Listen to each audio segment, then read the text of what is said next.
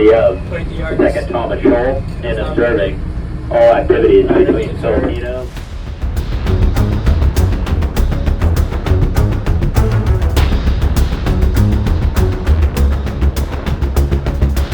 What does it say about a country's future at sea when its Navy stops buying hand-me-downs and starts commissioning brand new warships by the dozen? For the Philippines, the answer is clear. It signals a decisive break from decades of naval vulnerability and the beginning of a serious maritime power transition. With South Korea set to deliver 12 modern warships, Manila is no longer just talking about naval modernization. It is executing it, ship by ship, hull by hull. This moment did not arrive overnight. For years, the Philippine Navy operated aging vessels acquired secondhand from allies, platforms designed for constabulary roles rather than high-end maritime deterrence. The difference today is stark. South Korea's HD Hyundai Heavy Industries is delivering new-build frigates and offshore patrol vessels, equipped with modern sensors, combat management systems, and endurance suitable for extended operations in contested waters. It is the difference between patching an old car to keep it running and driving a factory-fresh vehicle built for the highway ahead. As one defense expert put it bluntly, shifting from second-hand to new ships is essential in any modern navy. Regionally, this upgrade places the Philippines on a new comparative footing. Vietnam began its naval leap with Russian-built Kilo-class submarines. Indonesia invested early in South Korean shipbuilding partnerships of its own. Even Malaysia has steadily expanded its surface fleet with modern designs. For years, Manila lagged behind, strategically exposed despite sitting at the center of vital sea lanes. The South Korea-Philippines shipbuilding partnership now closes that gap. While the Philippine Navy will not match its neighbors ship for ship, it is finally moving into the same technological generation, which matters far more in modern maritime warfare. The strategic implications extend beyond national pride or fleet numbers. 12 new warships dramatically expand the Philippines' blue water reach, patrol persistence, and ability to operate alongside allies in the West Philippine Sea and wider Indo-Pacific. At a time when maritime tensions are rising and naval power is the currency of credibility, South Korea's deliveries are not just steel and electronics, they are strategic reassurance. In the Indo-Pacific's unfolding naval competition, the Philippines is no longer watching from the sidelines. It is finally showing up to the fight with ships built for the future.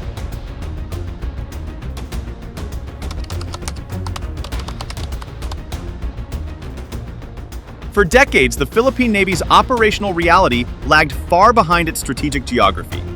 Despite sitting astride some of the world's most contested and commercially vital sea lanes, the fleet was largely composed of aging patrol craft and legacy vessels optimized for coastal security rather than modern naval warfare.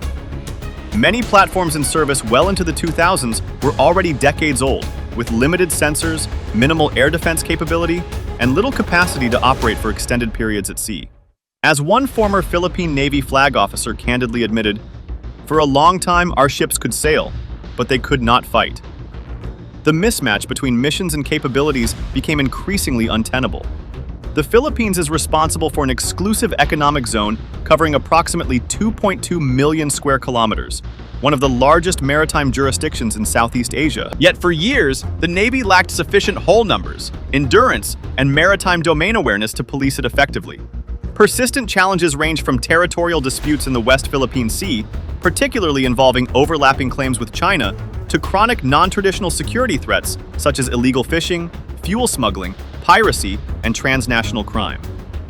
According to Philippine government estimates, illegal, unreported, and unregulated fishing alone costs the country tens of billions of pesos annually, directly undermining food security and coastal livelihoods. Beyond security enforcement, the Navy also carries an outsized humanitarian burden. The Philippines experiences an average of 20 tropical cyclones per year, several of them severe, alongside frequent earthquakes and maritime emergencies. Naval assets are often the first and last responders, delivering relief supplies, evacuating civilians, and restoring access to isolated islands. However, limited sea lift capacity and aging hulls constrained response speed and sustainability. As the Department of National Defense has repeatedly emphasized, disaster response is not a secondary mission for the Philippine Navy. It is a core operational requirement. These cumulative pressures gave rise to a fundamental reassessment of naval force structure under the horizon phases of the Armed Forces of the Philippines Modernization Program.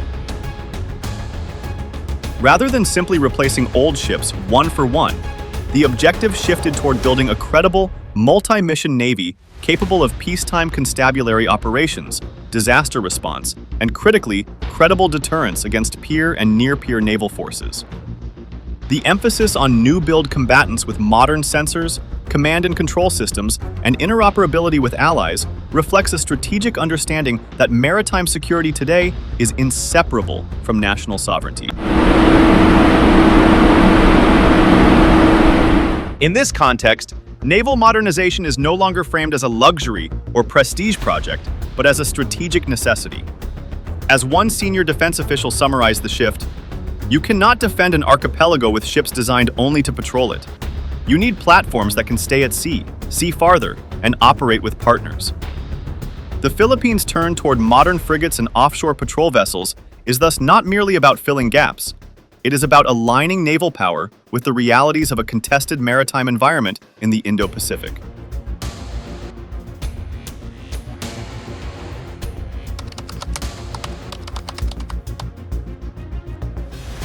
South Korea's emergence as a key defense partner to the Philippines reflects a much broader transformation in Seoul's global posture, from a once inward-focused arms producer to a confident, outward-looking defense exporter competing with long-established European and US firms. Over the past decade, South Korea has rapidly climbed into the ranks of the world's top arms exporters, with Stockholm International Peace Research Institute, SIPRI, data consistently placing it among the top 10 global defense exporters. Naval shipbuilding in particular has become one of Seoul's strongest calling cards, combining advanced technology, competitive pricing, and on-time delivery, an area where even traditional Western yards have struggled. At the center of this rise is HD Hyundai Heavy Industries, HHI, one of the largest shipbuilders in the world by tonnage, and a cornerstone of South Korea's defense industrial base. HHI's portfolio spans everything from commercial supertankers to advanced naval combatants, giving it a scale advantage few competitors can match. For Manila, this mattered. HHI did not merely offer ships, it offered a full package: new-build warships, integrated combat systems, training pipelines, and long-term sustainment support. As a Philippine defense official noted during one contract signing, "Korea offered modern ships that met our requirements, within our budget, and on a timeline we could trust." In an era where delays and cost overruns plague defense procurement globally, that reliability proved decisive. Seoul's motivations extend beyond commercial gain. Strategically, South Korea views defense partnerships in Southeast Asia as a means of deepening ties with ASEAN states, while quietly reinforcing a rules-based maritime order. Although not a claimant in the South China Sea, South Korea is a major trading nation whose energy supplies and exports transit these waters. Stability, freedom of navigation, and predictable maritime norms are therefore not abstract principles for Seoul. They are core national interests.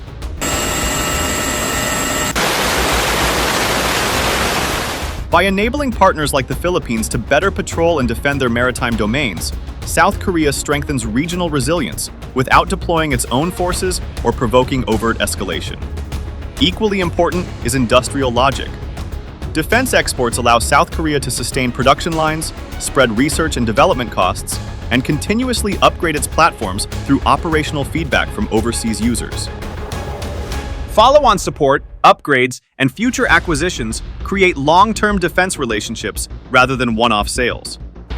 As South Korean President Yoon Suk-yeol stated in outlining Seoul's defense export strategy, arms cooperation today is about partnership, not transactions. The Philippine Navy's growing fleet of Korean-built vessels exemplifies this model, binding both countries into a durable strategic and industrial relationship. South Korea's role in Philippine naval modernization is emblematic of a larger shift in the Indo-Pacific defense market. Where Southeast Asian states once depended almost exclusively on Western suppliers, they now have credible alternatives that combine quality, affordability, and strategic alignment. For Manila, South Korea is not simply a shipbuilder, it is a strategic enabler. And for Seoul, the Philippines is not just a customer, but proof that South Korea has arrived as a serious global defense partner.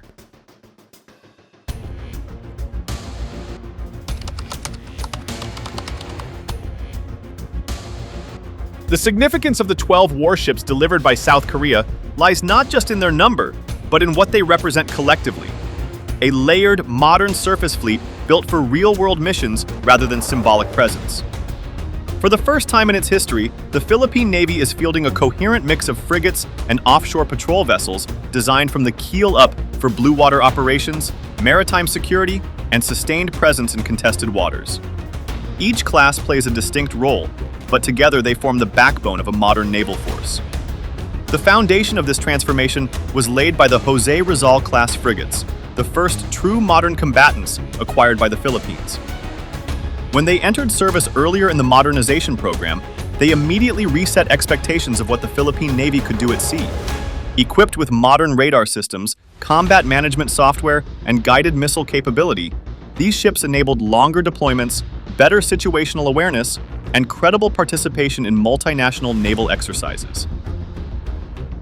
More importantly, they established a baseline, demonstrating that the Philippines could operate and sustain complex warships, not just patrol craft. Building on that foundation, the Miguel Malvar-class frigates represent a qualitative leap forward.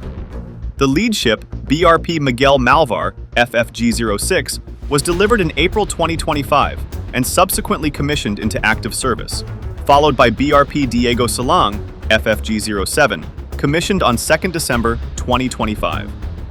Displacing roughly 3,200 tons, these frigates are significantly more capable than their predecessors.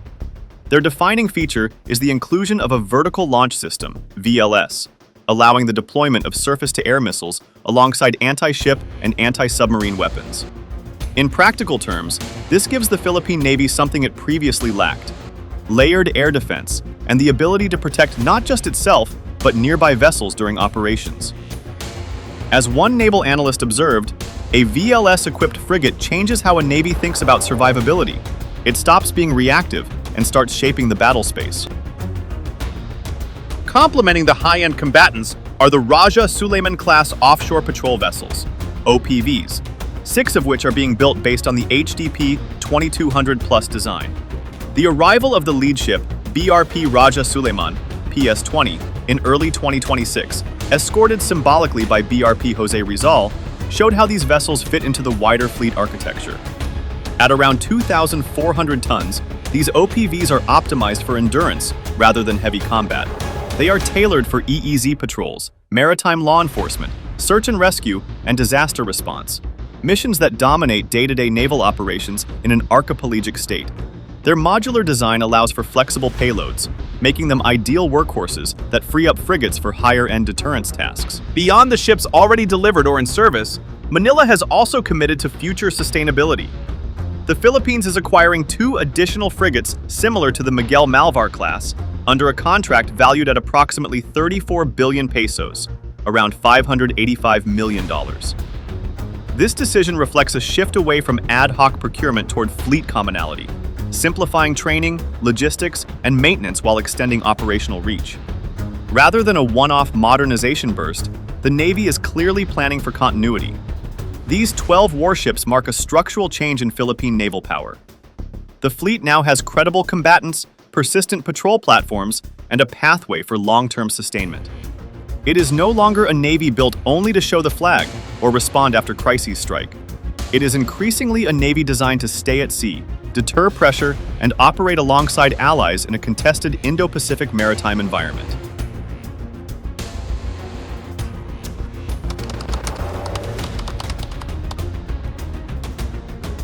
The arrival of modern guided missile frigates alongside long-range patrol vessels fundamentally alters how the Philippine Navy shows up at sea. Where presence once meant brief patrols close to shore, it now means sustained visibility across territorial waters, the exclusive economic zone, and critical approaches beyond it. Frigates provide the deterrent edge, armed, sensor-rich, and survivable, while offshore patrol vessels ensure persistence, freeing high-end combatants from routine constabulary duties. Together, they allow Manila to maintain a credible maritime posture without exhausting its most capable assets. Presence, in this sense, becomes continuous rather than symbolic. Deterrence follows naturally from this shift. Modern warships do not need to fire a shot to change behavior. Their very deployment alters risk calculations. The ability to operate farther from home ports, remain on station longer, and defend themselves against air and surface threats complicates any attempt to coerce or intimidate Philippine forces at sea. As one regional security analyst noted, deterrence is not about matching an adversary ship for ship, it's about making harassment costly and escalation uncertain. The Philippine Navy's new fleet does precisely that, reinforcing sovereignty claims through capability rather than rhetoric. The vicinity immediately. Over. Chinese warship 629, Chinese warship 629. This is Philippine Navy warship 16. Equally important is the improvement in interoperability with allied navies. The new ships are equipped with modern combat management systems, standardized communications, and NATO-compatible procedures, enabling seamless participation in joint patrols, exercises, and maritime security operations with partners such as the United States, Japan, Australia, and South Korea. This matters strategically. In today's Indo-Pacific, deterrence is increasingly collective, and navies that cannot plug into allied networks risk operating in isolation. The Philippine Navy's modernization ensures it is not merely present, but connected. Beyond hardware, the strategic impact runs deep into the institution itself. Introducing advanced sensors, missile systems, and integrated command and control architectures forces changes in training, doctrine, and professional specialization. Sailors and officers must now master air defense coordination, anti-submarine warfare, electronic warfare, and networked operations, skills that define modern naval professionalism. This drives a shift away from generalist seamanship towards specialized career tracks, raising overall force competence and retention. Over time, these professional and technological advancements compound. New doctrines emerge, maintenance cultures mature, and operational confidence grows. The Navy moves from reacting to events towards shaping the maritime environment. In strategic terms, this is the most durable impact of modernization. Not just better ships today, but a force increasingly capable of learning, adapting, and sustaining maritime power in the long run.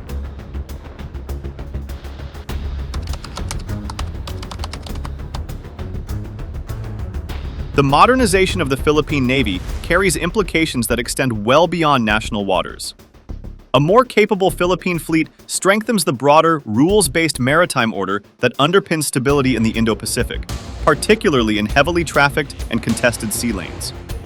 By improving its ability to patrol, monitor, and remain present in the West Philippine Sea, Manila reinforces the principle that maritime disputes should be managed through law, norms, and sustained presence rather than coercion. In this sense, naval capability becomes a stabilizing force, not because it seeks confrontation, but because it raises the threshold for unilateral pressure. These developments also align closely with the security objectives of ASEAN states and extra-regional partners that champion freedom of navigation and overflight. The Philippine Navy's expanding role in joint exercises, workshops, and operational engagements with the United States, Japan, Australia, and other partners enhances collective maritime awareness and crisis management. Rather than acting as a frontline escalator, the Philippines increasingly functions as a capable node within a wider security network, helping preserve strategic balance at a time when regional tensions are rising, but still manageable through cooperation.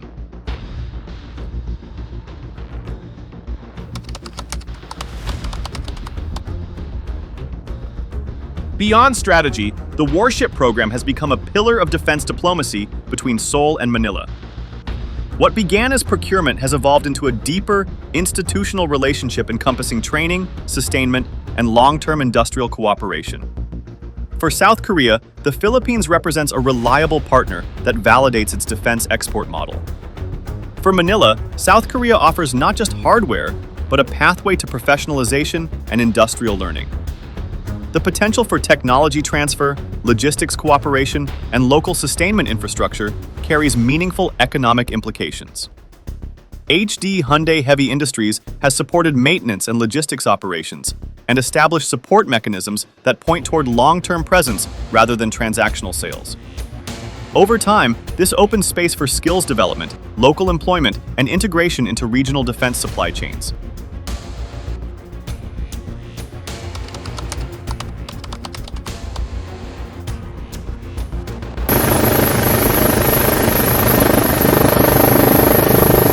In an era where defense spending is increasingly scrutinized, these secondary economic benefits help justify modernization as an investment rather than a sunk cost. Modern ships, however, bring modern demands.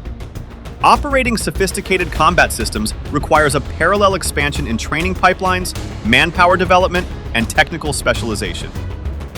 The Philippine Navy must scale its human capital to ensure that advanced platforms are not merely operational, but fully exploited.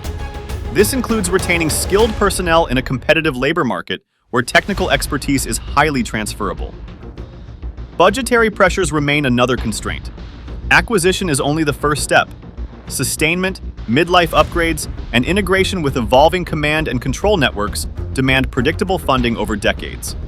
Integrating new Korean-built platforms with legacy systems also poses logistical and doctrinal challenges, requiring careful alignment across procurement, maintenance, and operational concepts.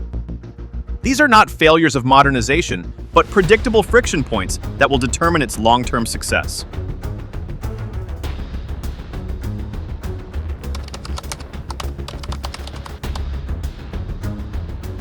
Looking ahead, the arrival of these warships is reshaping how the Philippine Navy thinks about doctrine, deterrence, and national defense. The emphasis is shifting toward credible, defensive maritime power, focused on presence, survivability, and alliance interoperability, rather than numerical parity with larger navies. This doctrinal evolution reflects a mature understanding of the Philippines' strategic environment and resource constraints. Importantly, the modernization trajectory does not appear to be stopping at surface combatants. Ongoing discussions around submarine capabilities, enhanced maritime surveillance, and further fleet expansion suggest a long-term vision for Philippine maritime power. In this future, South Korea is well positioned to remain a central partner, whether through additional shipbuilding, systems integration, or sustainment support.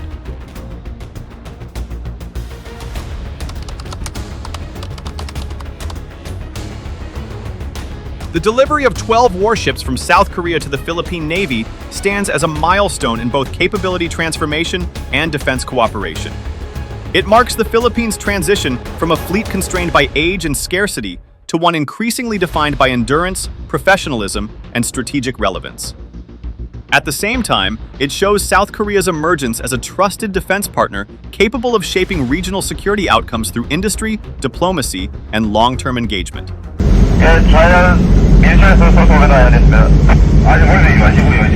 More than a procurement success, this partnership reflects a shared commitment to maritime security, stability, and peace in the Indo-Pacific.